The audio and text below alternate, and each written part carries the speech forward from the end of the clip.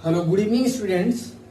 Today we will start some important tricks which is related to chapter gravitation. Today we will learn first type of numerical based trick which is very important for Air Force examination, and also we solved some previous year questions with short trick. Okay, let us discuss the first type of trick. This is basically based on Kepler's third law. Now we will learn some basic concepts of Kepler's third law, which is known as law of periods.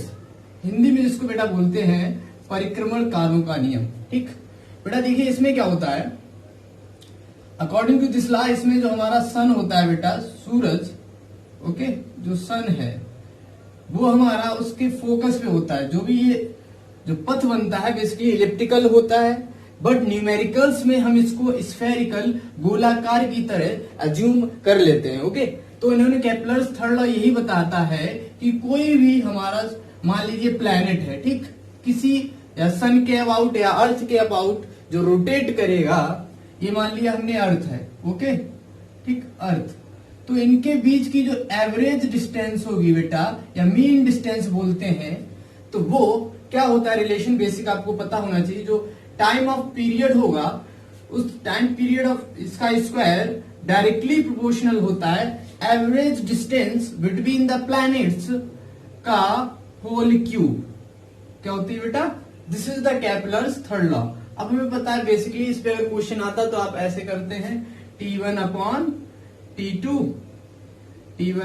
T2 का whole square is equal to, अगर मैं इसको capital R से लिख दें बेटा, यहां से प्रोपोर्शनलिटी से क्या हो जाएगा, कैंसल आउट हो जाएगा ना, ठीक है ना. तो R1 अपॉन R2 का whole square, sorry whole cube, तो यही हो जाएगा रिलेशन.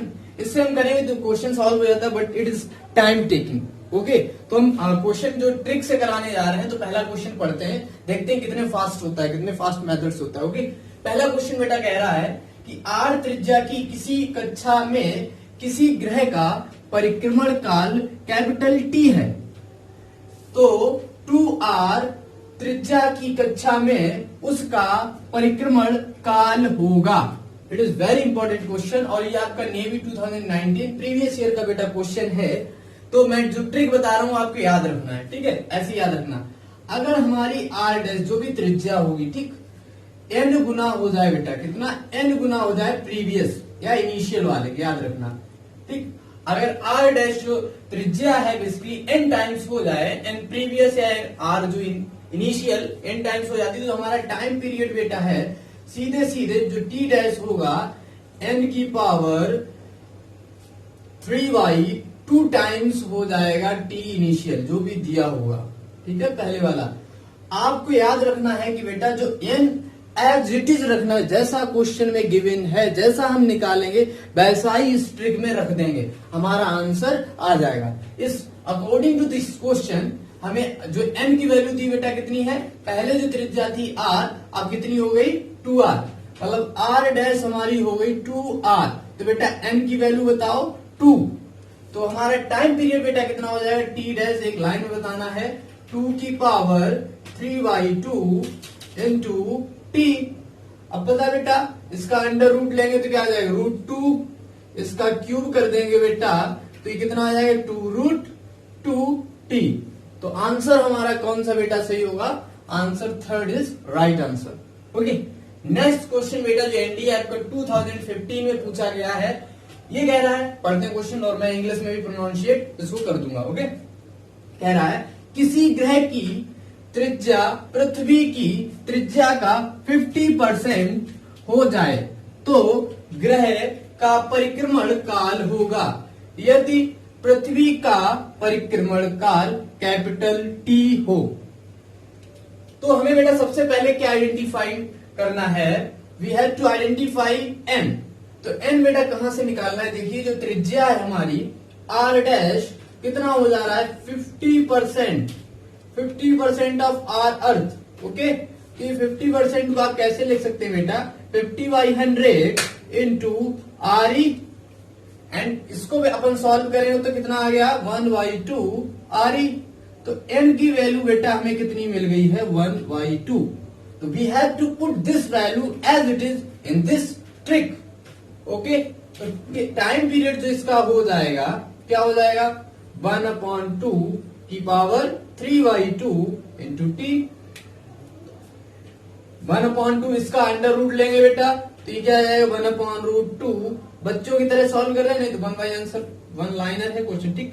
तो ये टी, तो इसका क्यूब करेंगे तो बेटा आंसर हमारा कितना आ जाएगा, t/2√2। अब ये मिनट्स में दिया है, डेज में दिया हो, आपके एज इट इज क्वेश्चन के अकॉर्डिंग हो जाएगा। तो हमारा इस क्वेश्चन के अकॉर्डिंग कौन सा करस्पॉन्डिंग ऑप्शन सही होगा बेटा, फर्स्ट ऑप्शन। आइए हम नेक्स्ट क्वेश्चंस करते हैं, तब तक आप नोट डाउन करिए, बहुत ही इंपॉर्टेंट ट्रिक है। ओके, चलिए बेटा क्वेश्चन नंबर 3 सॉल्व करते हैं, जो कि आपके एयरफोर्स में आया है। ये बेटा क्वेश्चन क्या कहता है, आर त्रिज्या की किसी कक्षा में किसी ग्रह का परिक्रमण काल 24 घंटे है, तो 4r त्रिज्या की कक्षा में उसका परिक्रमण काल होगा। तो बेटा हम यहां से क्वेश्चन से आइडेंटिफाई कर रहे हैं कि हमारी देखिए जो रेडियस कितनी हो जा रही है 4 टाइम्स, r डैश कितनी हो जा रही है 4r। तो यहां से हम अपन ने n की वैल्यू आइडेंटिफाई किया बेटा, n वैल्यू आया 4। तो हमारा आंसर सीधे सीधे बताओ, और t डैश कितना हो जाता था, ट्रिक हमें पता है n की power 3/2 into T.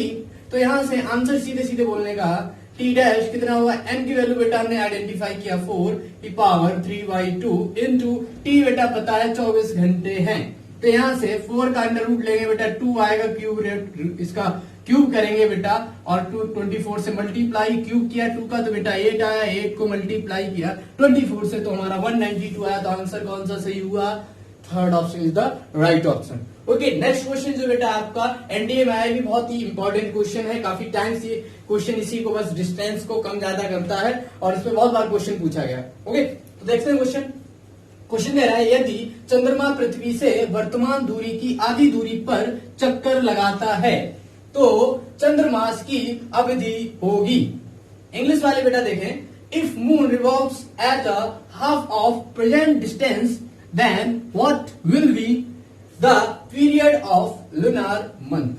The most important term in this question is lunar month या चंद्रमास, जिसको हिंदी में बेटा क्या बोलते हैं, चंद्रमास। As we know that number of days in चंद्रमास, जो चंद्रमास में दिनों की जो बेटा संख्या होती है वो 28 दिन होती है, याद रखना है, अगर नहीं याद है तो याद कर लीजिए। ओके, कितनी होती है बेटा, 28 दिन। तो क्वेश्चन, और दूसरा जो इसमें इंपॉर्टेंट टर्म है दैट इज द डिस्टेंस, वो कितनी हो रही, हाफ। तो यहां से अपन ने n की वैल्यू को आइडेंटिफाई किया, 1/2 आया, तो सीधे सीधे आंसर t डैश बताने का कितना होगा बेटा, 1/2 की पावर 3/2 इनटू टाइम पीरियड हमें पता है कितना होता है 28 डेज। तो ये आंसर इसका अंडर रूट 2 हो जाएगा 1/, बच्चों की तरह कर रहे हैं नहीं तो बहुत सॉल्व बहुत फास्टली हो जाएगा। इसका क्यूब किया इंटू 28 किया तो ये आ गया बेटा 28 डिवाइड बाई 2√2।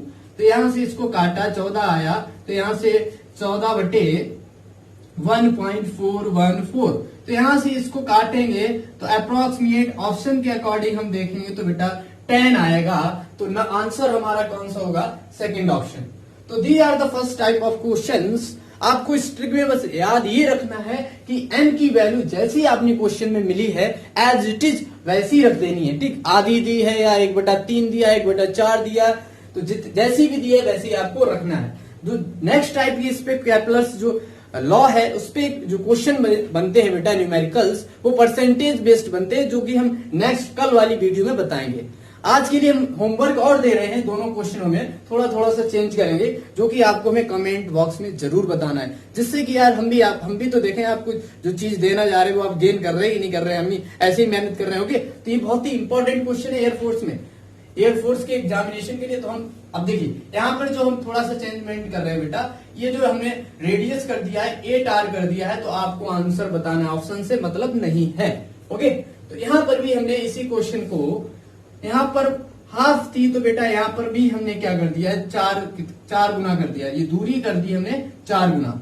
तब यहाँ पर आपको हमें आंसर बताना होगा कि हमारा जो पीरियड ऑफ रिवोल्यूशन या टाइम पीरियड इसका लुनार मंथ का कितना हो जाएगा। Thank you guys. Have a nice day. Subscribe and share my channel. Okay.